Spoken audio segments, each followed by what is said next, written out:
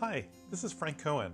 I'm the founder at Starling Watch, and I want to talk to you about a new initiative I have called Copywork. It's all about love and 3D manufacturing. You see, about 3 years ago, I met Terri Hardin. She's a Disney Imagineer and one of the original Muppeteers working for Jim Henson. She explained to me the frustrations that she was having by trying to make use of 3D printing technology to create short runs of these small figurines that she had created. It was just a tremendously frustrating experience for her. Copywork is an initiative of mine where we basically make loving duplicates of an artistic object. This would apply well if you were trying to create, say, 1 to 500 duplicates of an object. The source objects are typically made in wax or clay, Sculpey, or a number of other physical objects. And Copywork is ideal for making handmade, collectible, or limited edition copies. You see, the problem for artists like Terri is that they have to go from physical objects to create copies and duplicates, and that requires a lot of time, money, and craftsmanship.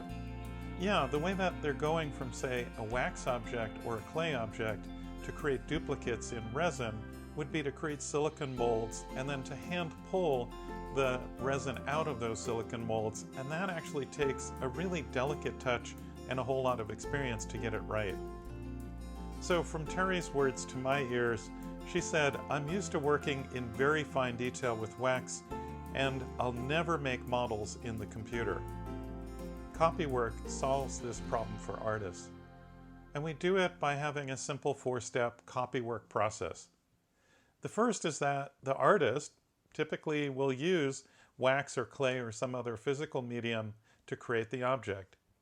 The second step then is to use a laser scanner to scan those objects into an object format file. The third step is to use stereolithography or SLA to print the object in a resin.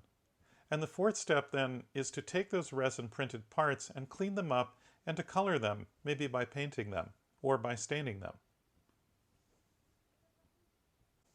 That first step then, to laser scan the object, I found a new scanner from scandimension.com.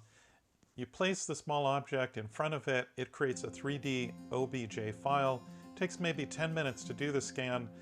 The next step then is to use the stereolithographer print service. I recommend JinkSpot. It's run by Jason Reynolds, and he's been doing work for me now for the last couple of years. The layer thickness of these resin printers is just outstanding. It can go from 100 to 50 microns. Now consider that a human red blood cell is only 5 microns across. And then you have a variety of different colors and types of resin that can be used, for example, clear, white, or black. The costs for the Copywork solution have to be inexpensive because the overall product that you're producing typically requires a low suggested retail price.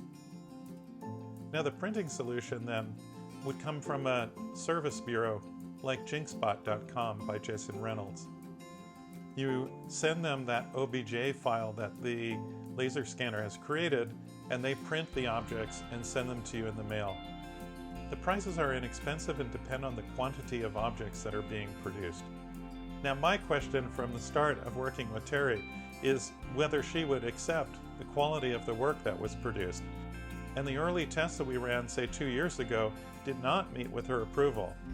It was only after we added the new Scan Dimension laser scanner and then used the resin SLA printer that it met with Terri's approval. The Copywork process is free and open source for you. I've listed the URLs to the different providers here, like Scan Dimension and JinkSpot. And if you want any advice from Terri or I, I've listed our email addresses here. Thank you for watching.